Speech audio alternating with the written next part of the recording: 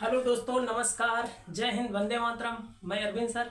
आज आपको इतिहास के अंतर्गत क्लास 2 में फिर से हम क्लास 2 का अध्ययन करेंगे, जिसके अंतर्गत हम प्राचीन कालीन इतिहास के बारे में पढ़ेंगे। तो पहली क्लास में हमने इतिहास क्या होती है, इतिहास का विभाजन हमने बता दिया था। आज उसी इतिहास के विभाजन के अंतर्गत तो सबसे पहला जो विभाजन हम पढ़ेंगे, प्राग या प्रागैतिहासिक काल। प्राग या प्रागैतिहासिक काल। तो समझते हैं भाई, प्राग या प्रागैतिहासिक काल किसे कहा जाता है। तो देखते हैं क्या है कि प्राग या प्रागैतिहासिक काल मानव को किसी भी प्रकार की लिपि या लेखन कला का ज्ञान नहीं था। यानी कहने का तात्पर्य यह है कि प्राग या प्रागैतिहासिक काल वह काल था जिसमें मानव किसी भी प्रकार से कोई भी ना तो लिपि जानता था, ना तो किसी भी प्रकार की लेखन कला से वो परिचित था, अर्थात वह अनभिज्ञ था। ऐसे काल को हमने क्या कहा, प्राग ऐतिहासिक काल के नाम से जाना गया। ठीक है, तो उसी के अंतर्गत हमने देखा कि इस प्राग या प्रागैतिहासिक काल के अंतर्गत हम अध्ययन किसका करते हैं, तो उस पाषाण काल का अध्ययन किया जाता है, ताम्र पाषाण काल का अध्ययन किया जाता है। क्योंकि ये जो प्राग या प्रागैतिहासिक काल का अध्ययन के अंतर्गत जो हम पाषाण काल के बारे में पढ़ते हैं, क्योंकि पाषाण काल पत्थरों से संबंधित युग था। तो प्राग ऐतिहासिक काल वह काल हुआ जिसमें मानव को किसी भी प्रकार की लिपि का अनुभव नहीं था, ना तो लेखन कला से परिचित था। दूसरा हमने पढ़ा था आदि ऐतिहासिक काल। आदि ऐतिहासिक काल में मनुष्य लिपि तो पता चली, लेकिन मनुष्य उस लिपि को समझ नहीं सका। ऐतिहासिक काल में हमने धीरे धीरे उन्नति की प्राप्त किया, तो हमने क्या है, लेखन कला से भी परिचित हुए और लिपियों का भी ज्ञान होता चला गया। तो पहला जो काल आया ऐतिहासिक का, वो प्राग ऐतिहासिक काल हुआ जिसमें किसी भी प्रकार की मानव को लिपि से परिचित नहीं था, अर्थात वो अनभिज्ञ था। तो उसमें हम सबसे पहले हम पढ़ते हैं पाषाण काल। तो पाषाण काल का संबंध किस काल से है, तो उसका संबंध किससे है भाई, प्राग या प्रागैतिहासिक काल से संबंधित है। तो प्राग पाषाण काल, पाषाण माने पत्थर, यानी ऐसा काल जो पत्थरों से संबंधित युग यानी समय जो पत्थरों से संबंधित हो, ऐसे काल को हम क्या कहा जाता है, पत्थरों से संबंधित युग या समय को हम कहते हैं पाषाण काल। पाषाण काल की खोज कब की गई थी, तो 1863 में पाषाण कालीन सभ्यता की खोज की गई थी 1863 में। तो देखिए, पाषाण कालीन सभ्यता की खोज कब हुई थी, 1863 में। अब ये खोज कहाँ हुई थी, तो पल्लवरम यानी मद्रास, ये जिसको हम चेन्नई के नाम से जानते हैं, वहां पर खोजा गया था। वहीं से एक हस्त कुठार या हस्त कुल्हाड़ी या कह सकते हैं हस्त कुल्हाड़ी प्राप्त हुई थी। ठीक है, और हस्त कुल्हाड़ी को प्राप्त करने वाले या खोजकर्ता जो थे वो कौन थे, आपके रॉबर्ट ब्रूस फूट। ये आपके इंग्लैंड के रहने वाले निवासी थे। इसीलिए इन्होंने क्या किया था, तमिलनाडु जो आपका दक्षिण छोर पर है आपके भारत में, तमिलनाडु में अतिरपक्कम नामक स्थान था, जहां से पलवरम से क्या किया गया, हस्त कुल्हाड़ी प्राप्त की गई थी। इसीलिए इनको रॉबर्ट ब्रूस फूट को क्या कहा जाता है, प्राग ऐतिहासिक काल का जनक या पिता के नाम से जाना जाता है। क्वेश्चन खूब आता है, बहुत ही मोस्ट इंपॉर्टेंट प्रश्न है ये आपके लिए कि प्राग ऐतिहासिक काल का जनक या पिता किसको कहा जाता है, तो उसको कहा जाता है किसको, रॉबर्ट ब्रूस फूट को क्या कहा जाता है, प्राग ऐतिहासिक काल का जनक, या हम कह सकते हैं पाषाण काल का जनक भी कह सकते हैं कि पाषाण काल के अंतर्गत इन्होंने क्या किया था, सबसे पहले खोज की थी। कहां पर की थी, मद्रास यानी चेन्नई, स्थान कौन सा था, पल्लवरम नामक स्थान पर हस्त कुल्हाड़ी खोजा था। लेकिन यहाँ पर समझने वाली बात यह है कि यदि आ जाए भारतीय पुरातत्व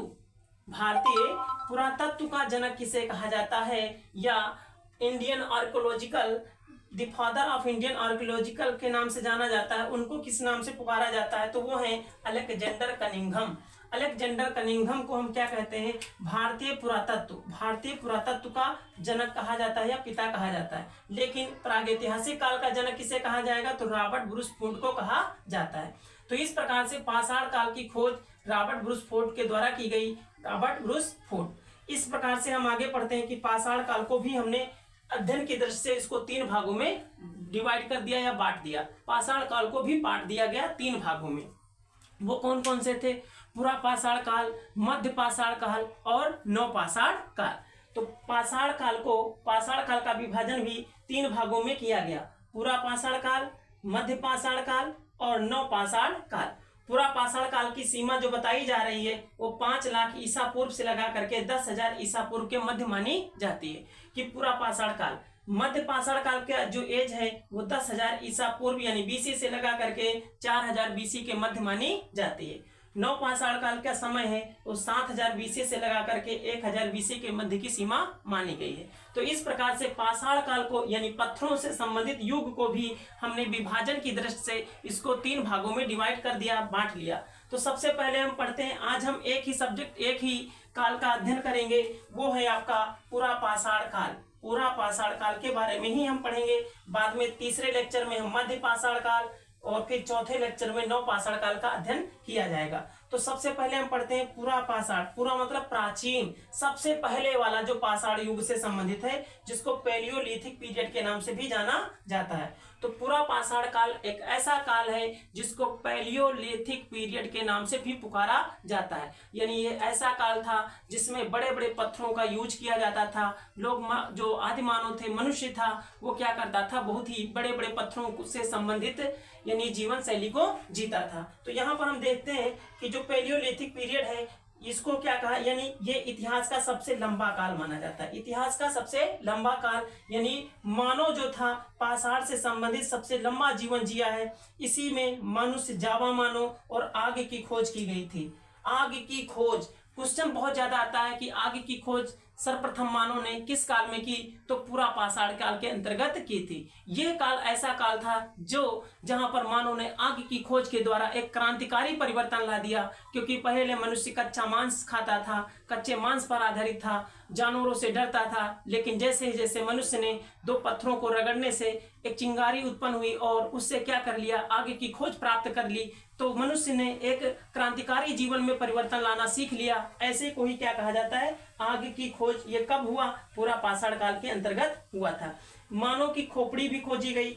हम अध्ययन की दृष्टि से जिस प्रकार से पाषाण काल को मैंने 3 भागों में बांटा था, पूरा पाषाण काल, मध्य पाषाण काल, नव पाषाण काल, उसी प्रकार से हमने पूरा पाषाण काल को भी अध्ययन की दृष्टि से 3 भागों में डिवाइड कर रखा है। निम्न पूरा पाषाण काल, मध्य पूरा पाषाण काल, उच्च पूरा पाषाण काल। तो सबसे पहले हम निम्न, मध्य और उच्च पूरा पाषाण काल के बारे में हम अध्ययन करते हैं। उसमें पढ़ते हैं कि कौन कौन से ऐसे बिंदु हैं जिसके अंतर्गत इसको समझा जाता है। तो सबसे पहले देखते हैं कि निम्न पूरा पाषाण काल, यानी पाषाण काल का पहला काल जो होता है पूरा पाषाण, उसको पहले भाग में बांटा गया है, निम्न पूरा पाषाण काल। ये क्या था, यानी एक ऐसा काल था जिसमें मानव पूर्णतः क्या था, जंगली था, या हम कह सकते हैं मनुष्य जानवरों पर आधारित था, शिकार पर आधारित था। जब मनुष्य शिकार करता था, शिकार के माध्यम से ही अपना भोजन प्राप्त करता था और उसको अपने खाने के लिए बचा कर भी रखता था। तो मानव का जीवन कैसा था, अस्थिर था। अस्थिर था यानी वो उसका निवास स्थान एक जगह पर क्लियर नहीं था। वो मनुष्य भोजन की तलाश में इधर से उधर या एक स्थान से दूसरे स्थान, जंगल टू जंगल भटकता रहता था।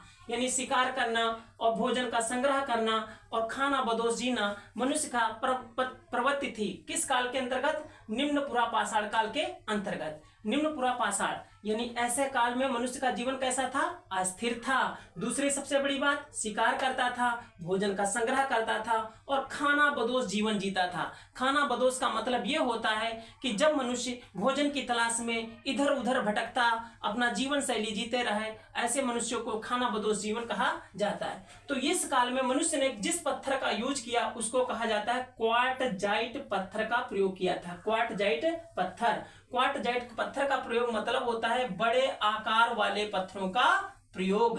बड़े बड़े आकार वाले पत्थरों का मनुष्य प्रयोग करता था निम्न पूरा पाषाण काल के अंतर्गत। इसलिए इस क्वार्टजाइट यानी निम्न पूरा पाषाण काल को 2 भागों में भारत में अध्ययन किया गया। पहला है चापर चापिंग फेबुल संस्कृति। चापर चापिंग पेबुल संस्कृति। ये चापर चापिंग पेबुल संस्कृति का मतलब क्या है, यानी पत्थरों बड़े बड़े जो पत्थर होते थे चापर चापिंग पेबुल संस्कृति के नाम से पुकारा गया। ये क्या है, पंजाब यानी पाकिस्तान, यानी कुछ हिस्सा आपका भारत में भी पड़ता है और जो वर्तमान में पाकिस्तान के हिस्से में आ जाता है वहां पर भी क्या है, इसके कुछ भाग देखने को मिले। जैसे सोहन नदी घाटी से यहाँ से कुछ हिस्से मिले और इसलिए इस चापर चापिंग पेबुल संस्कृति को या हम कह सकते हैं निम्न पुरा पाषाण काल की संस्कृति को सोहन संस्कृति के नाम से भी पुकारा गया। सोहन संस्कृति, तो सोहन संस्कृति का संबंध किससे है? तो हम कह सकते हैं चापर चापिंग पेगुल संस्कृति से है, जो पंजाब यानी जिसका हिस्सा सबसे ज्यादा वर्तमान में पाकिस्तान में है, वहीं पर सोहन संस्कृति की खोज हुई थी, जो निम्न पुरा पाषाण काल के अंतर्गत आती है। तो इसी के अंतर्गत इसका दूसरा विभाजन हुआ हैंड एक्स संस्कृति। हैंड एक्स संस्कृति, एक्स यानी कुल्हाड़ी, हैंड मतलब हस्त कुल्हाड़ी, यानी इसकी खोज 1863 में मद्रास में हुई थी। अत्रिपक्कम, कौन सा स्थान था? अत्रिपक्कम। इसलिए मद्रास में यानी खोजने के कारण इसको मद्रासी संस्कृति या एसयूलियन संस्कृति के नाम से भी पुकारा गया। तो मद्रासी संस्कृति और सोहन घाटी संस्कृति, इसका संबंध किस पाषाण काल से है? तो निम्न पुरा पाषाण काल से माना जाता है। ठीक है, इसमें क्या हुआ था? मद्रासी यानी एसुलियन संस्कृति के अंतर्गत इसको पुकारा गया। तो हैंडेक्स संस्कृति, चापर चापिंग पेबोल संस्कृति को हम सोहन संस्कृति के नाम से पुकारते हैं, तथा हैंडेक्स संस्कृति को मद्रासी या एसयूलियन संस्कृति के नाम से पुकारा जाता है। इस प्रकार से निम्न पुरा पाषाण में मनुष्य ने बड़े बड़े पत्थरों को या क्वार्टजाइट पत्थरों का प्रयोग किया। आगे हम देखते हैं कि पुरा पाषाण काल का दूसरा जो भाग आता है उसको कहा जाता है मध्य पुरा पाषाण काल। अब मध्य पुरा पाषाण काल यानी मनुष्य में धीरे धीरे कुछ न कुछ उन्नति आगे करता चला गया, धीरे धीरे उसमें कुछ परिवर्तन आता चला गया। मानव ने क्या किया? उन्हीं बड़े बड़े पत्थरों को तोड़ करके उसको फलक यानी उसके दो भागों में डिवाइड कर दिया। इस प्रकार से पत्थर से एक नुकीले, एक चिकने टाइप से औजार बनने लगे, यानी इसलिए इसको क्या कहा गया? पत्थरों को तोड़कर यानी फलक का उपकरण का प्रयोग करने लगे, इसलिए इसको फलक संस्कृति के नाम से भी पुकारा गया। फलक का मतलब होता है दो भाग, पत्थरों को दो भागों में तोड़ करके उसको नुकीला बनाकर, चिकना बना करके औजारों के रूप में प्रयोग करना, ऐसे भागों को हम क्या कहते हैं? फलक संस्कृति। तो फलक संस्कृति का प्रयोग किस काल में हुआ? तो मध्य पुरा पाषाण काल के अंतर्गत किया गया, जिसमें पत्थरों को तोड़कर उसका प्रयोग किया गया। इसमें उपकरण कौन कौन से प्रयोग किए गए? स्क्रेपर, खुरचनी, बेधर, ये सब बने जो होते थे कौन से पत्थर के बने होते थे? जिसका नाम था जेस्पर चार्ट पत्थर का प्रयोग किया गया। जेस्पर चार्ट पत्थर का, यानी फलक संस्कृति में किस पत्थर का प्रयोग हुआ? तो जेस्पर चार्ट पत्थर का या जेस्पर चार्ट पत्थरों का प्रयोग किस काल में हुआ? तो मध्य पाषाण काल के अंतर्गत आता है। स्क्रेपर है, खुरचनी है, बेधक है, ये सब फलक संस्कृति से जुड़े हुए हैं। अच्छा, इसका विस्तार क्या हुआ? यानी भारत में, संपूर्ण भारत में मिला, लेकिन कुछ हिस्से में इसका विस्तार नहीं देखने को मिला। जैसे कौन कौन से हैं? गंगा घाटी है, असम है, सिक्किम है, केरल है, इन राज्यों में छोड़ करके बाकी संपूर्ण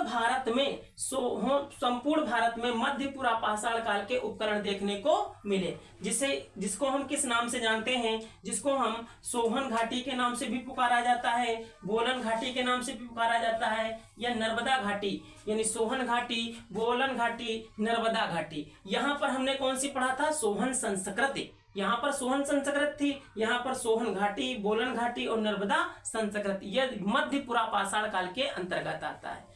तो हमने क्या अध्ययन किया? हमने क्या पढ़ा कि मध्य पुरा पाषाण काल में क्या किया गया? पत्थरों को तोड़ करके नुकीला बनाया गया, जिसको हम फलक संस्कृति के नाम से जानते हैं। अब फिर मनुष्य क्या हुआ? आगे की ओर बढ़ता चला गया, धीरे धीरे वृद्धि करता चला गया, ज्ञान में उसकी सोच में परिवर्तन बदलती चली गई। इस प्रकार से एक नया काल और आया, जिसको कहा जाता है उच्च पुरा पाषाण काल। उच्च पुरा पाषाण काल। अब ये क्या हुआ? वही पत्थर जो मनुष्य फलक संस्कृति का प्रयोग कर रहा था, अब उसको एकदम ब्लेड का साइज दे दिया, एकदम पतला साइज दे दिया, इसलिए इसको क्या कहा गया? ब्लेड के प्रकार के उपकरणों का प्रयोग। ब्लेड यानी एकदम नुकीले प्रकार के उपकरणों का प्रयोग करने लगा। अब मनुष्य ज्ञानी हो चुका था। मनुष्य क्या हो चुका था? ज्ञानी, अर्थात उसमें बुद्धि आ गई थी, इसलिए इसको क्या कहा गया? होमो सैपियंस या ज्ञानी मानव का उदय। अब ये मोस्ट इंपॉर्टेंट प्रश्न है, आपसे पूछा जा सकता है कि ज्ञानी मानव या होमो सैपियंस मानव का उदय किस काल में अंतर्गत किया गया? तो उच्च पुरा पाषाण काल के अंतर्गत किया गया था। होमो सैपियंस यानी ज्ञानी मानव का उदय, ज्ञानी मानव का उदय। निम्न पुरा पाषाण काल, मध्य पुरा पाषाण काल, उच्च पुरा पाषाण काल, यानी किसमें हुआ ज्ञानी मानव? उच्च पुरापाषाण काल में होमो सैपियंस आया। अब मनुष्य धीरे धीरे क्या हुआ, वही जो बड़े बड़े पत्थरों का प्रयोग करता था, उन्हीं पत्थरों को गुफाओं के रूप में प्रयोग करने लगा। वो मनुष्य क्या करने लगा? गुफाओं का प्रयोग करने लगा।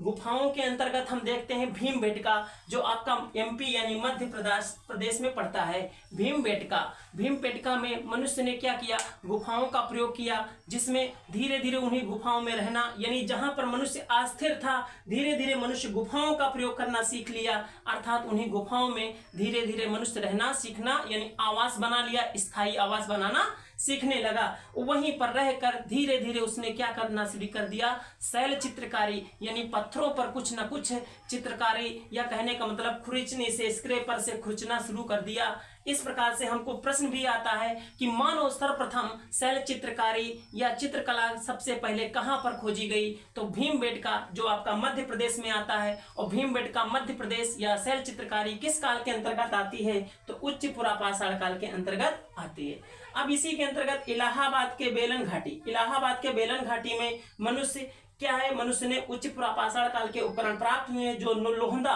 यानी इसको लोहंदा नाला भी कहा जाता है, जहां पर मनुष्य के कुछ हड्डी से बने उपकरण या अन्य तत्व भी प्राप्त हुए हैं। इस प्रकार से हमने क्या किया? इतिहास के लेक्चर 2 के अंतर्गत हमने पाषाण काल का अध्ययन किया। पाषाण काल के अंतर्गत मैंने एक ही भाग पढ़ा है, जिसको कहा जाता है पुरापाषाण काल। अभी मध्य पाषाण काल और नवपाषाण काल अगले लेक्चर में बाकी है। आपको ये क्लास कैसी लगी? अगर आपको ये क्लास अच्छी लगी हो, हमारी मेहनत आपको कुछ थोड़ा अच्छी लग रही हो, तो आप हमारे चैनल को सब्सक्राइब अवश्य कर दें और लाइक का बटन अवश्य दबाएं। धन्यवाद, थैंक यू।